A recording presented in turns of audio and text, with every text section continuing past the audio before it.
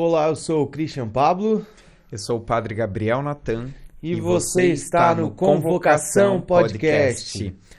O nosso convocado de hoje, ele é padre, ele é pároco, coordena todas as atividades pastorais de nossa diocese, já foi jesuíta e ele evangeliza até no nome. O nosso convocado para o Convocação é o Padre Carlos Evangelista. Seja bem-vindo, Padre. Seja bem-vindo, Padre. Bom dia, Christian. Bom dia, Padre Gabriel Natan. Estamos gravando de manhã esse episódio hoje, tá? É uma alegria poder estar aqui. Convocado. Isso mesmo, convocado. E nós, o Senhor, nós sabemos que é natural do Ceará. O senhor é de uma família de berço católico e o senhor já foi jesuíta, mas como que começou o primeiro chamado, a inquietude? Dou graças a Deus porque sou filho de uma família católica que me batizou. Acho que a primeira grande graça da minha vida foi o meu batismo, né? E que deu certo. Os meus pais assumiram me educar na fé. Imaginem uma pequena cidade no interior do Ceará, onde só se faz duas coisas: ir à escola e ir à igreja. Assim é a nossa vida. E agradeço muito a Deus por ter sido assim durante os meus 17 anos, até quando entrei no seminário. Então, sou filho de uma família católica, filho de uma pequena comunidade missionária. Pense que lá há 45 anos... quando eu era criança, lá nós tínhamos uma experiência que a Igreja do Brasil hoje nos coloca nas suas diretrizes. Eu era membro de uma pequena comunidade missionária, que naquele tempo se chamava Comunidade Eclesial de Base. Ali nós nos reuníamos todas as semanas, ali nós aprendíamos a viver a nossa fé. Então eu sou filho dessas comunidades. E sou filho de uma paróquia onde tinha um pároco que rezava a missa todos os dias. E minha mãe me levava à missa todos os dias. Por isso que hoje, como padre, a minha missão primeira, onde eu estou, é começar o dia rezando a missa. Porque ali está a fonte. Ali eu fui educado pelos meus pais, pelos meus catequistas, e o meu pároco era aquele que nos acompanhava depois do processo com a catequista. Era ele que nos últimos tempos, para receber o sacramento, era ele que nos acompanhava. Então foi ele que nos formou. Formou gerações, um padre jesuíta durante 30 anos. Né? Então eu agradeço muito a Deus por ter sido batizado, feito a minha primeira comunhão no dia em que fiz 10 anos, crismado, assumi o meu compromisso na comunidade. Né? Lembro muito, são essas experiências religiosas, Christian e Padre Gabriel, que marcaram a minha vida. Hoje, padre, eu vivo aquilo que vivi na minha paróquia, lá no interior do Ceará, há 40 anos. O senhor tem quantos irmãos? Eu sou o filho do meio. Tenho uma irmã mais velha, 3 anos do que eu, casada, tenho 2 filhos, tenho uma filha, um irmão mais novo, 10 anos, que tem 2 filhas. Eu sou o filho do meio, né? Porque uma curiosidade é que o seu irmão, ele tem uma comunidade de vida. Isso. Meu irmão José Arimateia é fundador de uma comunidade de vida chamada Jesus é o Senhor. Isso há 27 anos, lá em Fortaleza. Quando ele fundou, ele tinha 15 anos. Olha só que 15 anos! 15 anos ele fundou essa comunidade. Ele primeiro entrou na renovação carismática, depois sentiu o chamado, abriu essa comunidade e hoje está lá. Inclusive, chegou a ter uma missão na diocese de em Palmares. Dom Henrique. Dom Henrique Chegou a ter uma comunidade, teve a graça de ter uma comunidade de vida na diocese de Palmares, com Dom Henrique. Dom Henrique esteve muitas vezes em Fortaleza pregando retiro para a comunidade, né? Meu irmão é um abençoado, né? Sim. Mas o senhor, então, no início da infância, já participava ativamente? Ativamente. Eu conheci alguns anos atrás a mãe do senhor. Gente, uma gracinha, assim. Uma senhorinha, ela é um pouco mais tímida, mais reservada. Sim, dona Valdenora. Mas de oração. Sim, imagina. A grande alegria dela é ir à missa todos os dias, quando nós vamos lá. E hoje em dia, como meu irmão tem uma comunidade, está próximo da nossa casa, então eles têm capela do Santíssimo. Então, todos os dias ela faz a sua adoração. Minha mãe tem 81 anos, né? mas gosta de ter a sua vida independente, gosta de rezar e é muito feliz nesse sentido, né? Já veio aqui muitas vezes, ficou um bom tempo comigo aqui em Blumenau também, mas é uma experiência.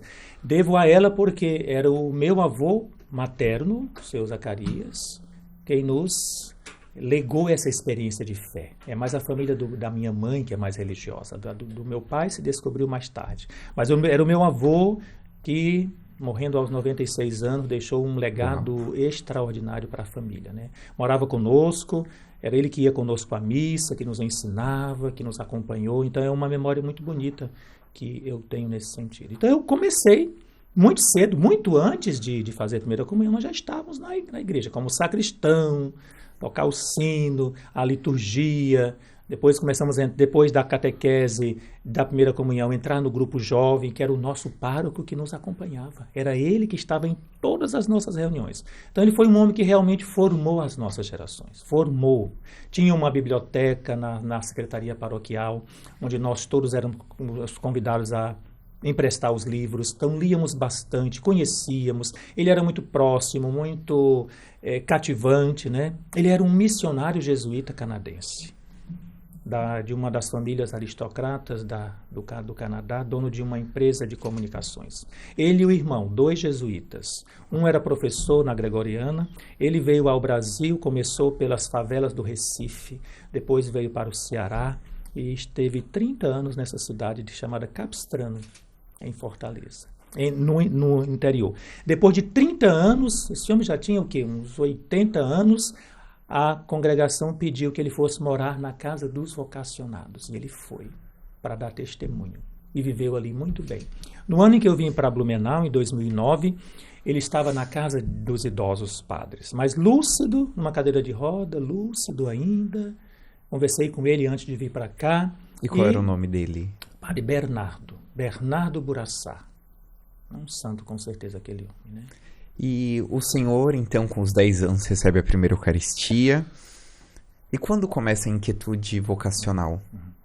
O fato de ir à missa todos os dias e termos um padre que se ocupava muito conosco, isso foi a primeira semente que brotou no meu coração. Depois, a vida da comunidade. Aquilo era a nossa grande alegria, né? A escola e a igreja. E a igreja, por sermos uma paróquia de uma cidade do interior, todo mundo se conhecia. Então, a vida devocional, as novenas, as festas do padroeiro, os terços nas casas, as pequenas missões, aquilo tudo foi chegando para mim e batendo no coração, né? Mas não pensava imediatamente em ser padre. O meu irmão, sim. O meu irmão é quem rezava missa quando eu era pequeno. Rezava missa e era um grande rezador de missa, tanto que quando ele terminou a 8ª série, os amigos dele não queriam que o padre rezasse a missa, queriam que ele fizesse o culto. De tão bom que o cara era.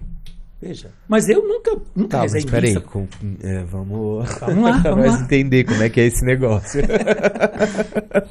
Então ele celebrava, ele não pode celebrar. Culto, ele presidia o culto. Ele rezava missa quando era criança.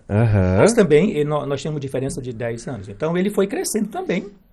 Com o tempo ele então não rezava missa mais, não imitava rezar missa, mas começou a celebrar a palavra na comunidade.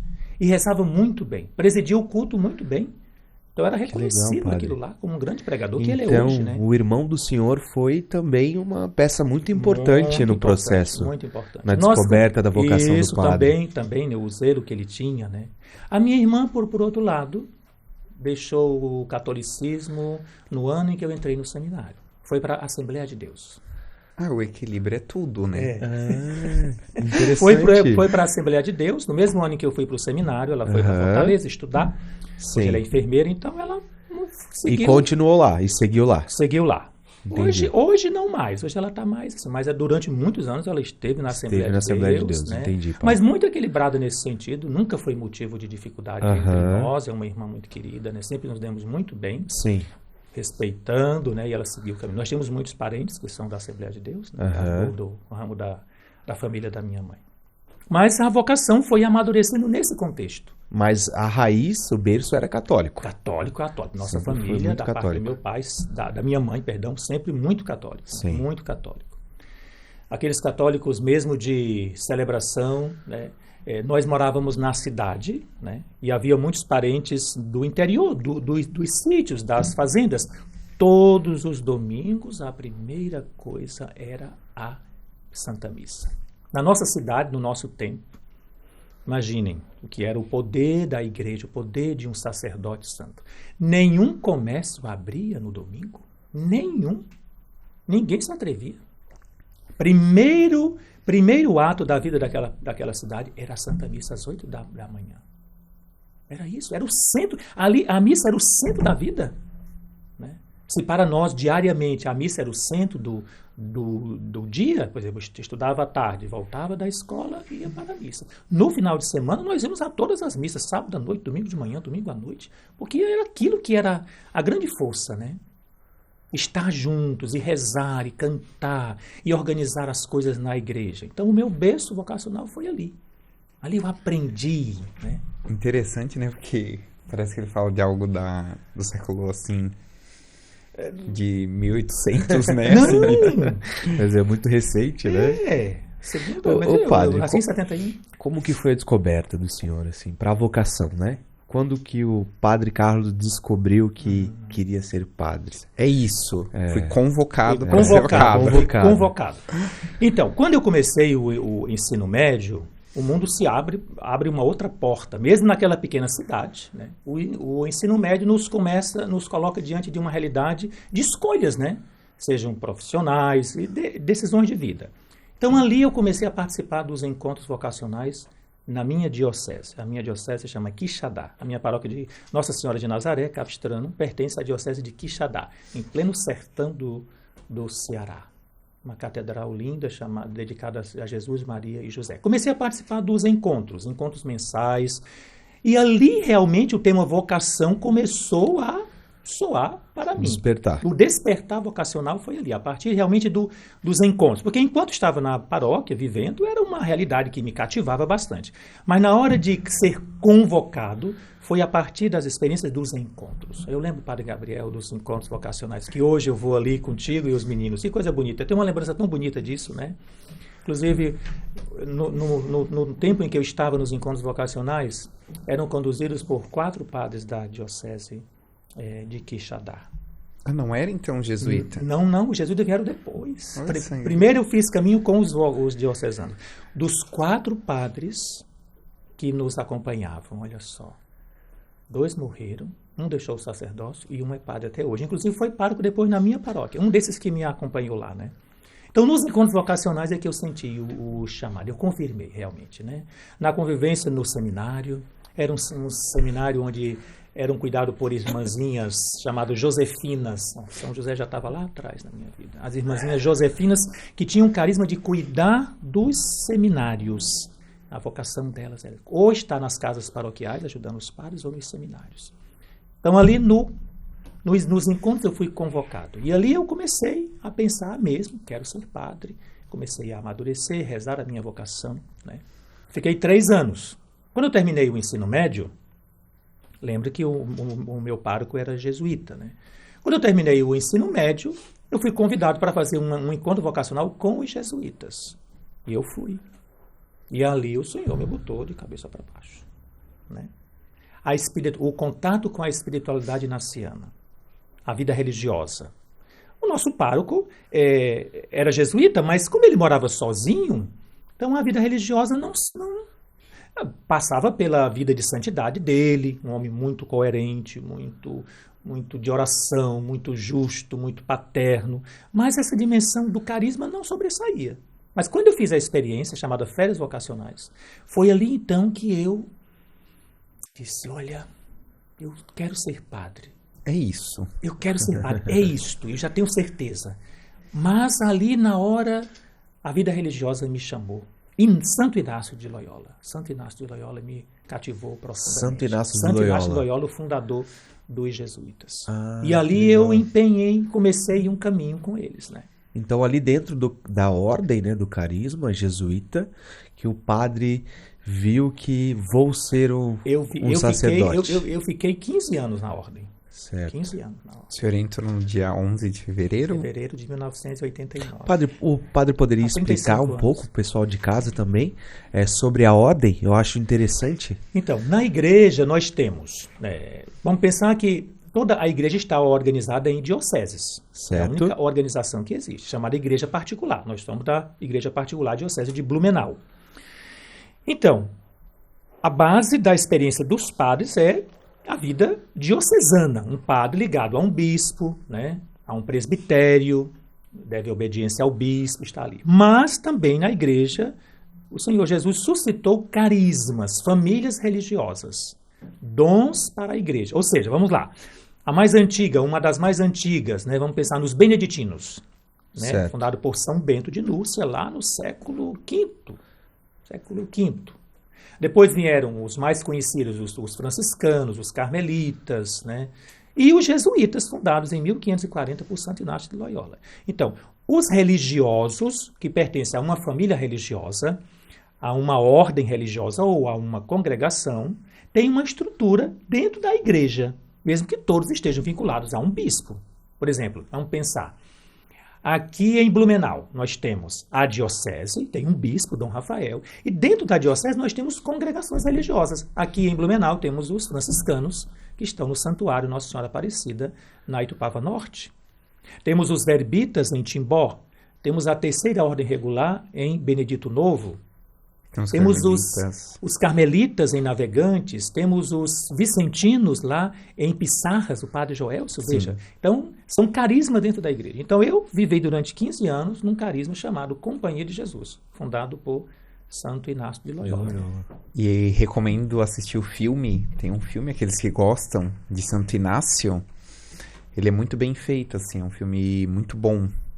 Da vida dele. Da vida dele. Aí a fundação, enfim, a história do acidente que ele sofreu, o processo de conversão, os exercícios. Os exercícios espirituais são uma riqueza muito grande. Mas tem um filme que é clássico, que é A Como Missão. como que é o nome do filme? Desculpa, O padre. nome do filme. Esse daí. Pois é, tem que Talvez pesquisar. tenha que pesquisar. Filme A vida de dele, série, né? Tem que pesquisar. Vida de pesquisar. Santo Inácio. Eu vou anotar aqui para mim não esquecer depois. Mas tem um filme chamado A Missão, que é exatamente a história dos jesuítas nas reduções aqui no Rio Grande do Sul, Paraguai, né, que é muito bonito. Esse é um dos primeiros filmes que a gente vê e, de fato, é muito bonito. A riqueza da experiência da dedicação deles aos indígenas, a experiência das reduções e toda a crise, né, com o governo português e espanhol. E é interessante porque a nossa evangelização enquanto Brasil Começou com os franciscanos, né, que vieram nas normas, mas logo em seguida, em 1549, os jesuítas já chegaram também. Então, eles fazem parte realmente da formação religiosa e cultural desse país, né? Inclusive, padroeiro dos catequistas. José de Anchieta, Anchieta. São José de Anchieta. E um santo que demorou para ser canonizado, né? O Papa Francisco é que em 2014, né, o canonizou. Imagina, ele foi beato em 1980, né? Recentemente, no dia 17 de julho, nós celebramos os 40 mártires do Brasil. Beato Inácio de Azevedo e 39 companheiros mártires que foram martirizados na vinda para o Brasil por piratas, corsários, calvinistas, né? É uma história, né? E vivi, então, 15 anos na ordem, foi ali que eu me formei, espiritualmente, né? O meu gosto pela espiritualidade vem dali, da experiência dos exercícios espirituais de Santo Inácio. O que são os exercícios espirituais de Santo Inácio? São a experiência que ele fez na sua vida, depois de convertido, né? Santo Inácio era um cavaleiro, né? Ou seja, um homem de armas, um nobre da corte, que numa batalha foi ferido, quase de morte. E no período de convalescença, ele foi tocado por Deus. Ele começou, então, a sentir essa experiência, né? Que o chamava para uma vida nova. Depois do processo de conversão, esse homem começou peregrinando, começou a estudar, depois de 40 anos, fez todos os estudos, juntou companheiros em Paris e em 1540 fundou a ordem, né, que se tornou uma das grandes ordens de evangelização. Digamos assim, podemos dizer, uma ordem no tempo que foi fundada de ponta mesmo, né? A missão primeira dos jesuítas era ir onde o Papa mandasse. Hoje nós diríamos uma evangelização de fronteira, podemos dizer assim. Ele dizia, nós queremos nos colocar à disposição do Papa para onde ele quiser nos mandar. Faz um voto de obediência a ele, inclusive. Inclusive, o nosso Papa é jesuíta. É jesuíta, É, pronto, inclusive. exatamente. E é Nosso Papa é. interessante porque da espiritualidade, daquilo que nós temos de livros e também da história de Santo Inácio, ele foi muito audacioso na sua época. E assim, o processo de conversão dele é também muito interessante porque ele foi muito relutante no começo. Mas depois, assim, uma entrega, um despojamento pelo reino, pela igreja, inspirador. Um inspirador. A experiência que ele fez, que gerou os exercícios espirituais, é fantástico. Por quê? Qual é a tônica dos exercícios? Os exercícios dizem assim: fazemos exercícios espirituais, eles, assim como caminhar, andar, são exercícios corporais, exercícios espirituais é toda disposição da própria alma para buscar e encontrar e realizar a vontade de Deus. E assim, atingir o nosso fim último, que é a nossa salvação. Talvez, se o senhor puder deixar mais claro o que são os exercícios espirituais, porque talvez algumas pessoas podem não entender ou não saber. Vamos lá. Os exercícios espirituais, como eles estão compostos hoje, são 30 dias de retiro. Santo Inácio fez isso em diversos momentos da sua vida. E depois ele deixou isso registrado. Então, os exercícios são, primeiro, uma experiência de encontro com Deus, basicamente. E uma questão. Todo exercício espiritual na linha de Santo Inácio de Loyola são exercícios espirituais de silêncio. Isso é uma característica. Todo retiro inaciano é um retiro de silêncio. Isso é fantástico, né? De silêncio. Então são 30 dias de oração e silêncio. E em silêncio. Isso é os exercícios chamados correntes, né? Digamos, corridos, 30 dias corridos. Quer dizer, nós fizemos quando éramos noviços. Todos os jesuítas fazem. Muitos leigos fazem. Inclusive aqui em Florianópolis, no Morro das Pedras, tem uma casa de retiros. Vila Fátima. A Vila Fátima, que tem a oportunidade de fazer os 30 dias. Aqui no mosteiro de Itaici, em Indaiatuba, São Paulo também. Então, ou você pode fazer os exercícios na vida cotidiana. Os 30 dias no decorrer de um ano, por exemplo. Ou você pode fazer os exercícios de final de semana, de 8 dias. Então, tem várias modalidades para você fazer, né? Basicamente, os exercícios começam pelo que Santo Inácio chama de princípio e fundamento. Ele vai dizer, o que é isso? Ele nos convida a pensar que nós somos criados por Deus, né, para louvar e reverenciar a Ele, a Divina Majestade, como ele chama, e servi-lo e amá-lo, e assim encontrar a sua vontade. Ele chama isso de princípio e fundamento. É a primeira experiência que somos convidados a rezar. Depois, ele vai dividindo o mês por semanas, não necessariamente de 7 dias, mas semanas, para dizer etapas que vão progredindo. Na primeira semana, por exemplo, ele chama a experiência de rezar o próprio pecado. Rezar a graça imensa de Deus, mas também rezar o nosso pecado, né?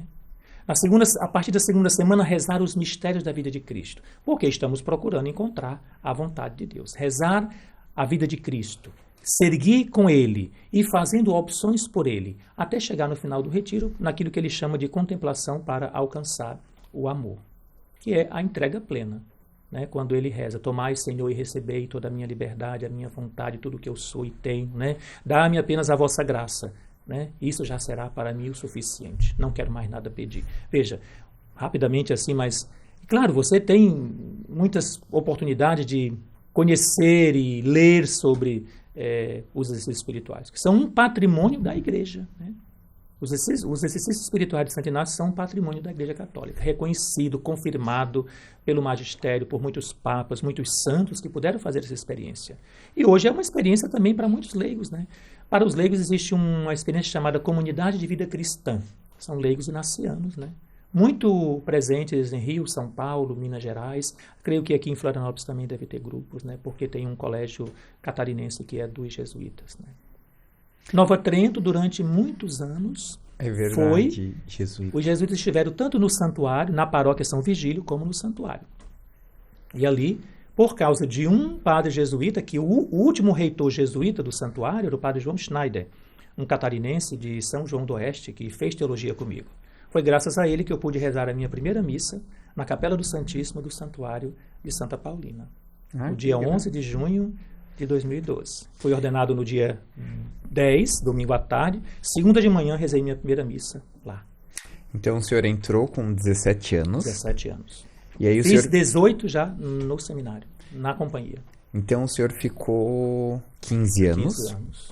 Dentro da ordem, Dentro né? da ordem, dentro da ordem. E aí quando saiu? Aí eu saí.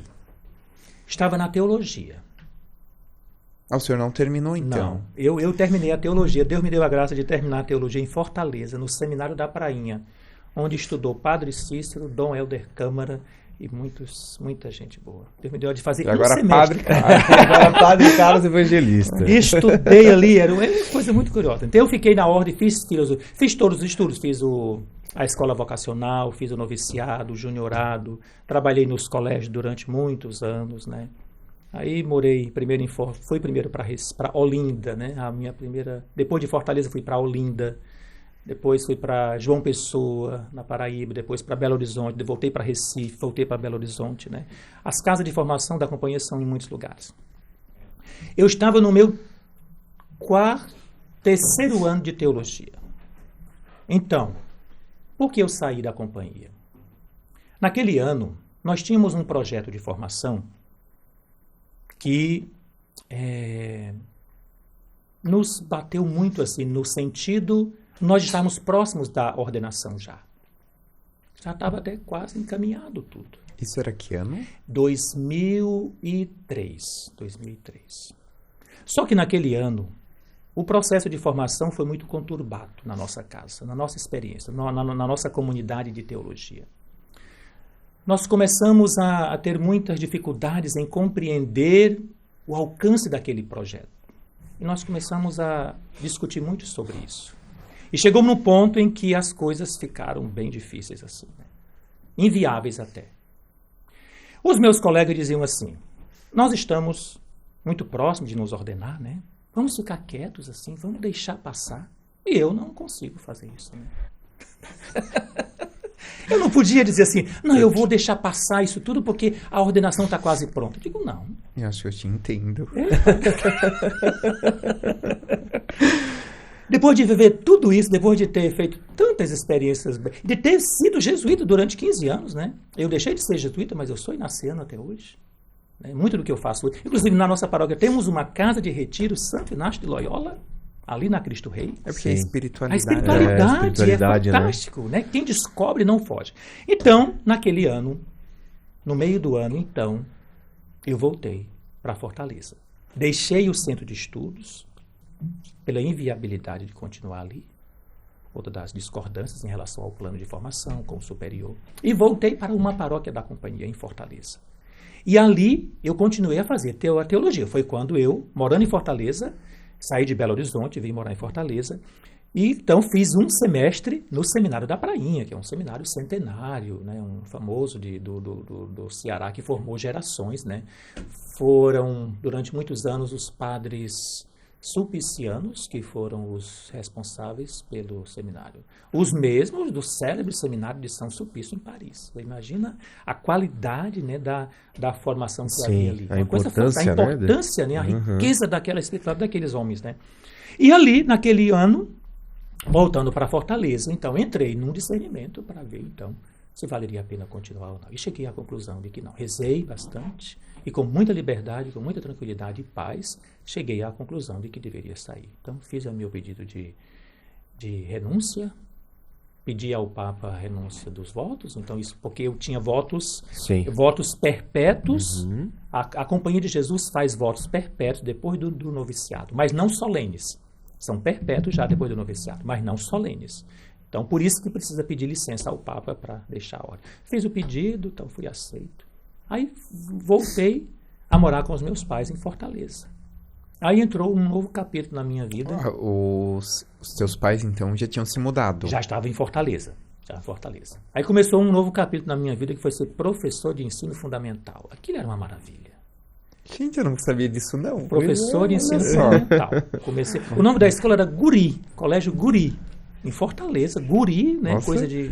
Do Sul, né? Do Sul, né? Do Sul. Os Colégio sinais, Guri. os sinais. Eu já estava eu estava trabalhando.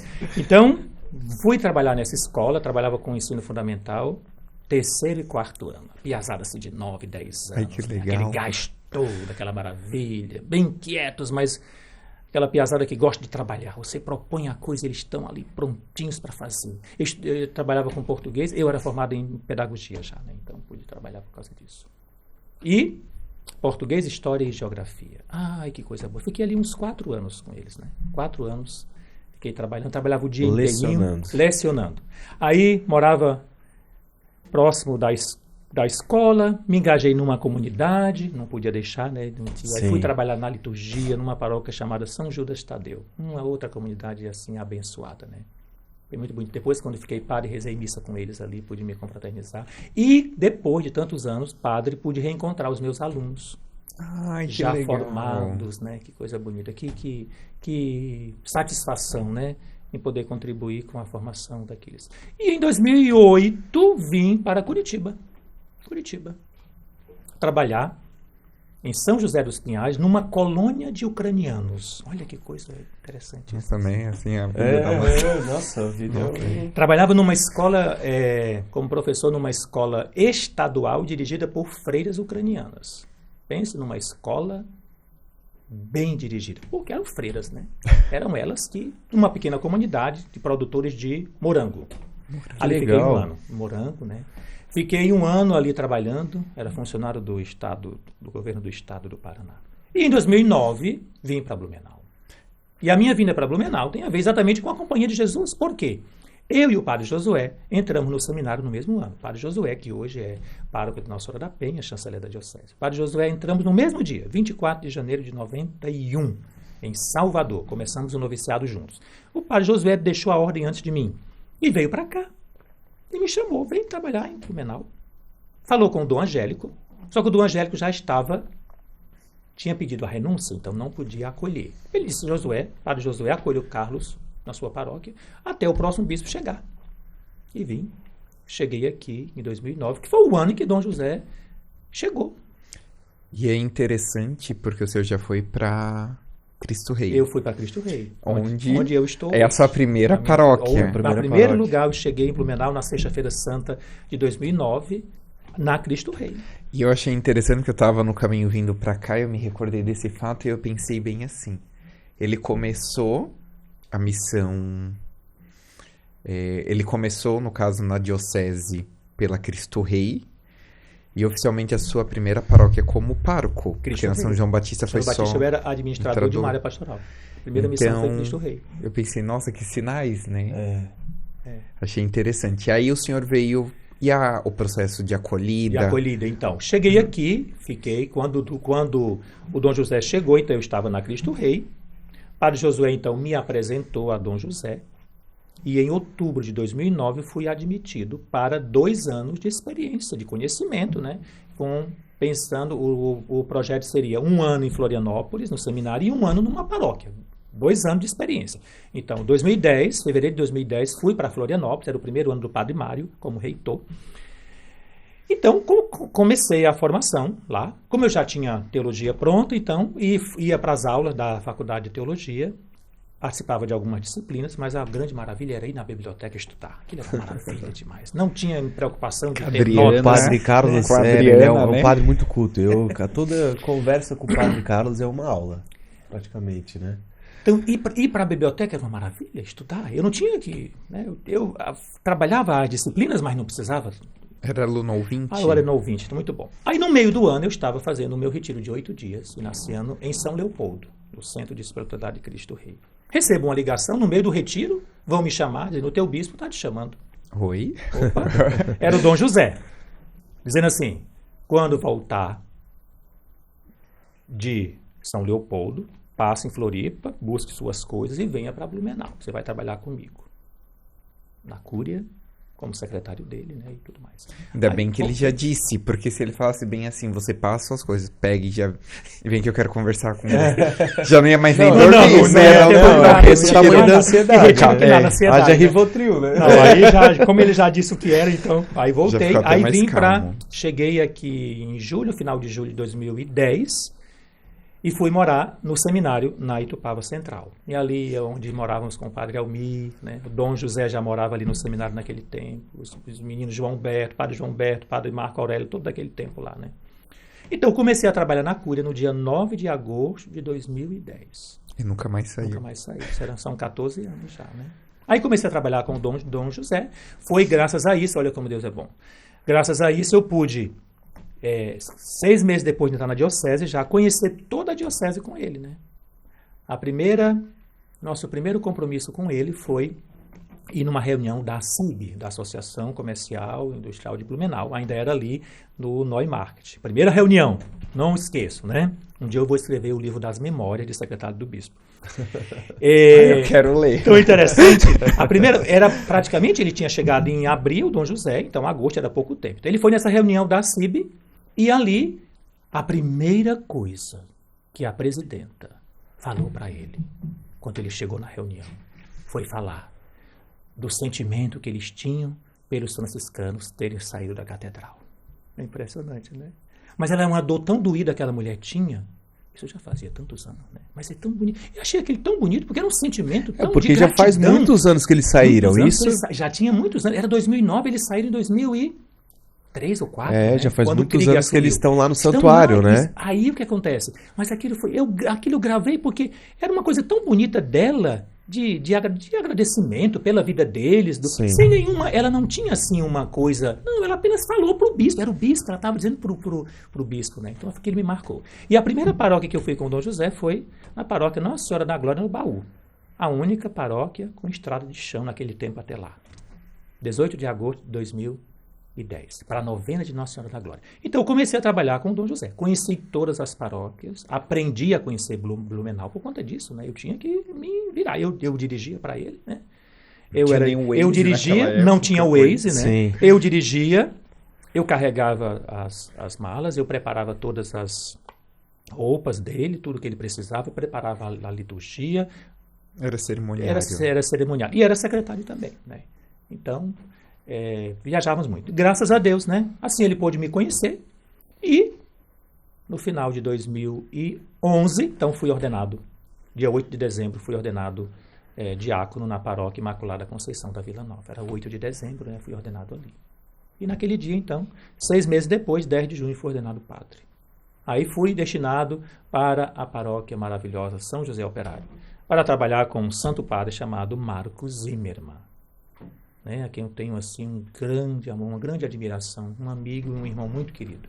Padre Marcos, um carisma extraordinário, né? Era no auge da novena da Desatadora dos Nós, foi ele que trouxe para Blumenau, né? Eu conheci a novena lá em São José com o Padre Hélio, em Campinas. No semestre que eu morei ali, o Padre Mário ia ouvir novenas, ouvir confissões, e nós íamos lá, nós participávamos de todas as novenas, do Cerco de Jericó e tudo que tinha, né? E ali com o Padre Mário Padre Marcos, fiquei até dezembro de 2013, quando assumi a área pastoral. Foi alguns meses? Eu fiquei um ano e meio, mais ou menos, com o Padre Marcos, né? E foi maravilhoso. O Padre Marcos é um padre maravilhoso. Excelente aquele rapaz. Fiquei um ano na área pastoral, aí vim para a catedral. Fiquei ali 5 anos, né? No primeiro com o Padre João Baco, depois com o Padre Marcelo. E em agosto de 2020, o Senhor me mandou para Cristo Rei. Graças a Deus.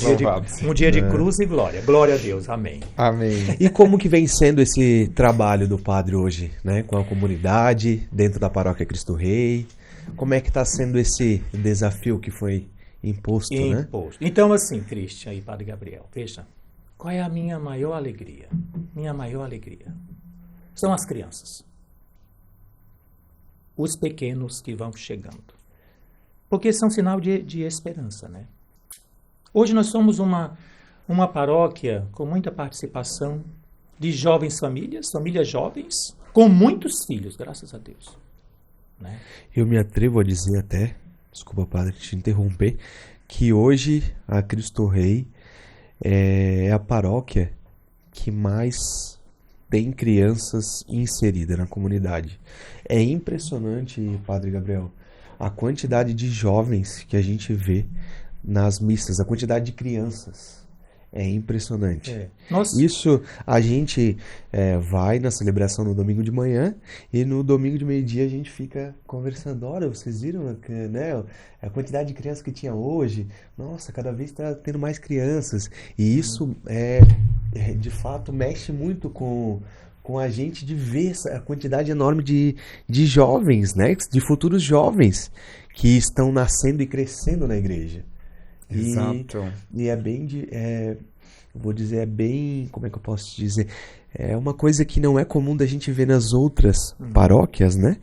E a gente fica assim, ó, cara, que contente de ver isso. A gente fica muito feliz de ver. Eu estou isso, ali há sabe? 4 anos. Agora, dia 6 de agosto, farei 4 anos. Então, uma opção primeira nossa foi a catequese.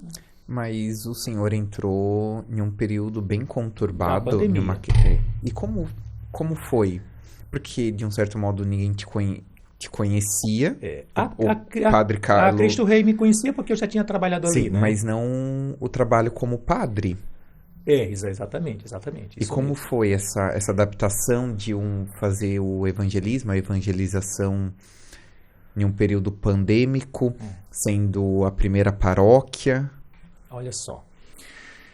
Para mim foi um grande desafio, mas foi uma maravilha. Porque ali eu vi claramente a ação de Deus. Primeira coisa. A primeira coisa que eu comecei a fazer quando cheguei na Cristo Rei foi rezar e botar o povo para rezar. A primeira coisa. Acho que essa é a primeira experiência que nos ajudou a suportar. Porque, isso não é segredo, né, de que eu cheguei ali num período bem conturbado. Tinha uma pandemia e uma pandemia, né? Então foi num período bem conturbado, acho que essas pessoas acompanharam muitas coisas, né? E talvez essa seja a parte polêmica, né? Que a gente estava falando também. É interessante porque muitas vezes as pessoas não conhecem, mas são influenciadas, né? Assim, pela mídia, pelos que vai sendo colocado ali. Então, sofremos muito por conta disso. Mas o Senhor nos deu força para estar com a comunidade, que naquele momento ficou dividida. É inevitável, não podemos dizer diferente, né? Muitas pessoas saíram por conta das narrativas, né? Que não eram verdadeiras, mas as pessoas fizeram uma opção. Então ali, rezar, em primeiro lugar rezar, né?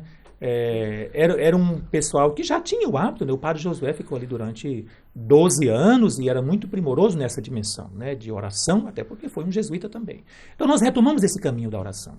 E ali nós experimentamos isso, a graça de Deus que não deixa faltar nada. Você imagina no tempo da pandemia a grande crise, financeira inclusive,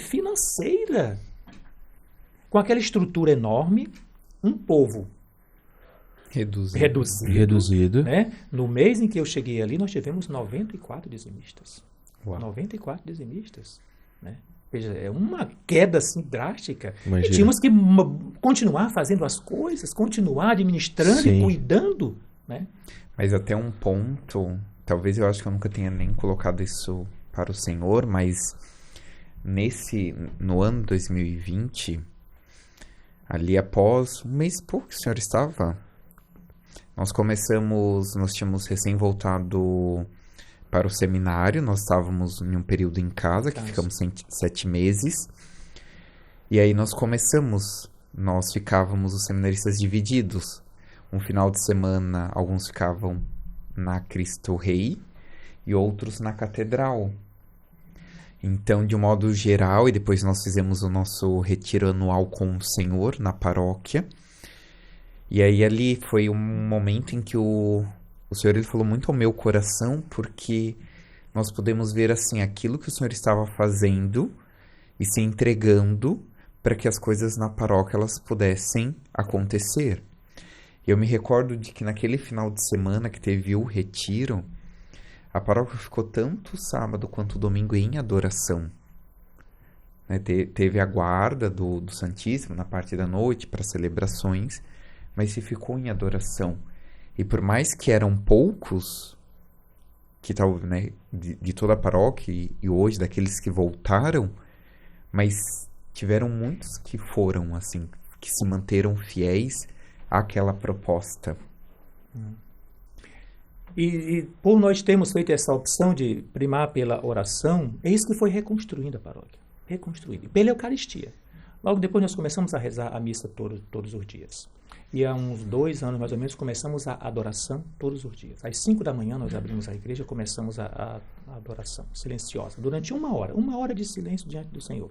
Aí rezamos com o povo e rezamos missa às 6h30 da manhã. Então, a oração foi a grande base. Por termos feito essa opção, junto com a opção pela catequese, então nós fomos começando a acolher as famílias, trabalhando a formação. Hoje nós colhemos os frutos disso. Hoje nós temos, por exemplo, no sábado que vem, Dom Rafael vai crismar. Serão 32 jovens. É um grupo pequeno. Mas todos eles já saem da crisma com uma destinação pastoral na comunidade. Todos eles têm seu lugar, fizeram os estágios pastorais, segundo aquilo que o material da diocese pede. Todos estão na pastoral do batismo, do dízimo, na promoção humana, na liturgia. Cada um tem a sua missão. Isso é uma conquista extraordinária e dá certo. E é por isso que esses meninos estão ali. Por isso, Padre Gabriel, que falei para você, que nós queremos fazer uma escola vocacional com aqueles que perseveram, que têm buscado. Vão entrar no grupo da Legião de Maria Jovem, né? Estão na confraria de São José, muitos deles. Por quê? Tem despertado. No Ruá. No Ruá, né? No Ruá. Isso eu já percebi a participação ali, principalmente dos jovens, dos adolescentes que estão no período de catequese. Isso me tocou bastante. Quando eu vim morar para Blumenau, mais ou menos 1 ano e 7 meses atrás, que daí primeira coisa que eu vim para cá, né? A primeira coisa que eu conversei com a minha noiva vamos ver a paróquia onde a gente vai participar, né? Onde a gente vai participar das celebrações, onde a gente vai ajudar a servir. E ela então não ia, né, na paróquia aqui na Cristo Rei. Ela tinha ido já algumas missas e tal, mas ela não era de frequentar, na verdade, né? Hoje ela veio para a igreja pelo fato da gente ter se conhecido, né? A Lari, ela vem se convertendo assim depois que a gente se conheceu. Na verdade, hoje ela teve uma evolução espiritual, na verdade, até muito maior que a minha, que eu chego a ficar impressionado, assim, o quanto que ela evoluiu nos últimos anos, né? Eu que já tenho uma caminhada um pouco maior. E hoje, a principal referência dela é o Padre Carlos. De tanto que ela admira ele, pelas celebrações, de tudo que ele faz, né, dentro da comunidade, e eu vejo isso nas pessoas, nas outras pessoas. Não estou falando isso porque ela é minha noiva, mas nas outras pessoas da comunidade.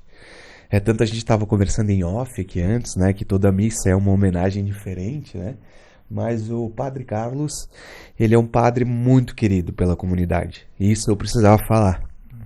Louvado seja Deus. Que e desde quando... Carlos, ele é assim, cara, um padre excepcional. A primeira missa que eu participei do Padre Carlos, eu disse, cara, é aqui que eu vou ficar. É aqui que eu vou servir, porque realmente esse homem é um homem muito, muito de Deus. Então me tocou muito, sabe? Desde quando o Christian me convidou do podcast, colocou a proposta e tudo mais, ele já falava, a gente tem que entrevistar o Padre Carlos, a gente tem que convidar o Padre Carlos.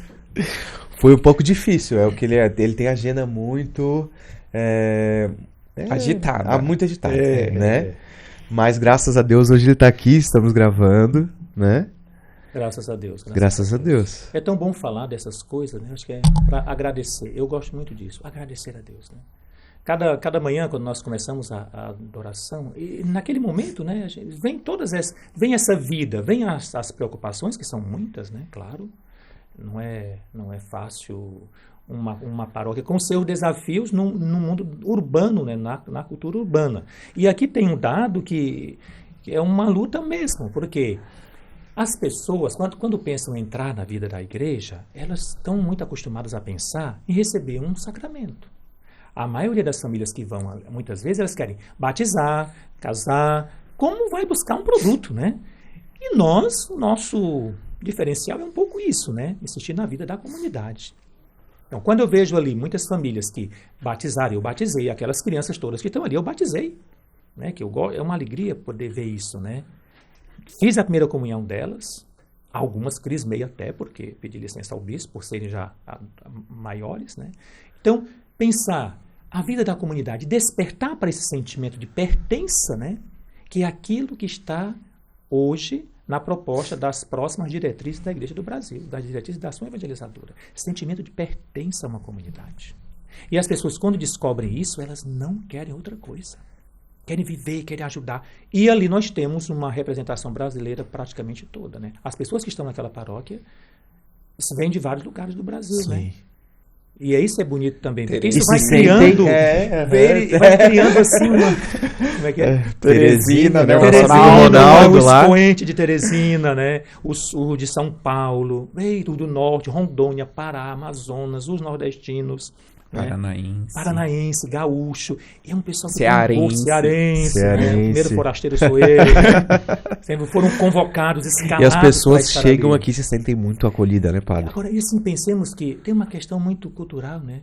O bairro da Velha é um bairro, assim, muito... Grande, né? Grande, né? É um bairro grande. E eu acho que as pessoas chegam, Padre Gabriel, tu mora em Fortaleza, né? Fortaleza. Eles chegam em Blumenau e dizem assim, onde é que você pode morar? Vai morar na Velha. Porque eu nunca vi tanta gente que chega para ali. Cada missa a gente pergunta, sempre tem alguém que Sempre tem chegou pra alguém. morar. É verdade. Então isso é muito bom também, Sim. né? E é um bairro realmente muito bom. Defendo o seu, eu defendo o meu. É o nosso.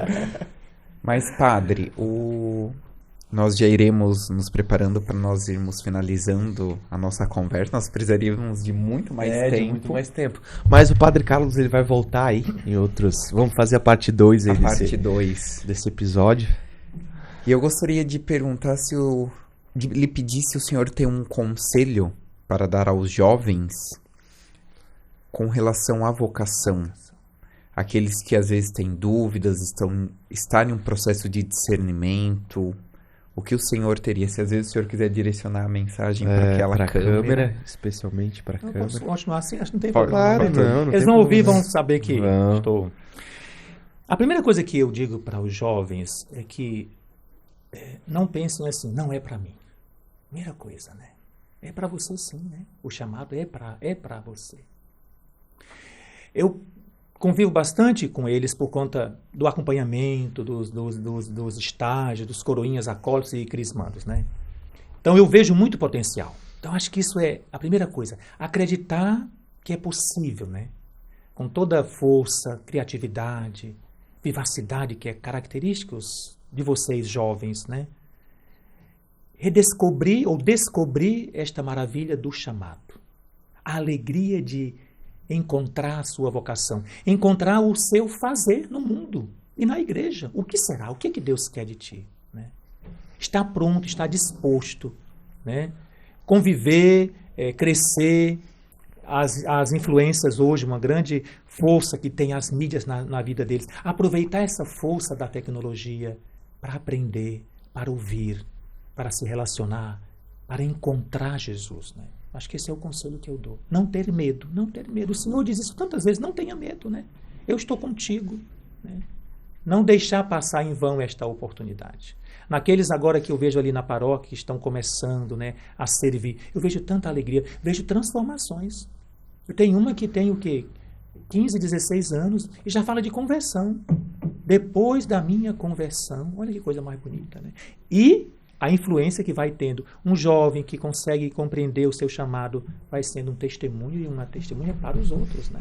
Vai dizendo lá na sua escola, onde ele está. Então eu digo para vocês, acreditem, né? Louvem a Deus pelo dom da juventude, pela força que Ele dá. Gastem suas vidas, né, em algo que vai fazer valer a pena e vai deixar um legado para este mundo. E é com vocês que nós contamos. E é com muita alegria que eu digo isso, né? Amém. Amém. Mas a gente tem agora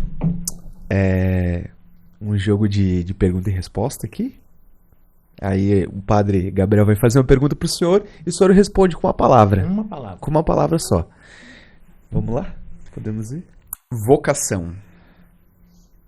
Realização. Ser padre é Doar a vida. igreja. Comunidade. Santo de devoção. São Carlos Borromeu. Dia 4 de Novembro. dia da minha ordenação. Se pudesse conversar com alguém... Padre Bernardo. Padre Bernardo. Ai, eu imaginei. Céu. Sério? Sério, eu imaginei. Eu imaginei que ele ia dizer algum santo. Mas... Interessante, né? Eu imaginei que seria É. ele. Porque o senhor falou com muito carinho. Aham. Um sonho. Terra Santa. Israel. Coragem é?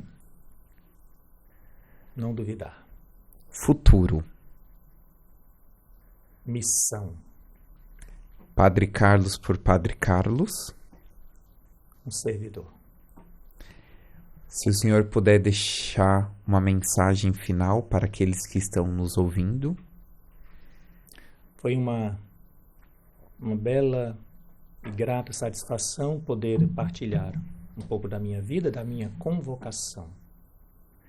No meu coração trago cada uma de vocês e rezo cada dia, quando subir ao altar, como pediu Santa Mônica ao seu filho Agostinho um dia. Lembra-se de mim quando subires ao altar. Lembrarei e agradecerei a Deus e pedirei as bênçãos maiores para cada um. Amém. Amém. Amém. Então nós Padre Carlos agradecemos. Evangelista. Então nós agradecemos a disposição do Senhor em aceitar o nosso convite, a nossa convocação para estar aqui no nosso podcast. E obrigado por partilhar a sua história, a sua vida. Nós agradecemos e ficamos muito felizes. Muito obrigado. Obrigado, Padre Carlos. Né? Muito obrigado por ser essa pessoa de Deus, né? Tem essa sede de levar Jesus para as pessoas. Era imprescindível ter a presença do Senhor aqui, tá? Muito obrigado mesmo, tá? Pela sua presença. Obrigado, queridos. Deus te abençoe e não se esqueça. Vai, Christian, por favor. Se inscreva no nosso canal aí, pessoal, ativa o sininho, né? E comenta aí o que você achou desse episódio, se você já conhece o Padre Carlos, ou alguma curiosidade aí que você tenha a falar sobre ele. Comenta aqui embaixo. Deus te abençoe e até o próximo episódio.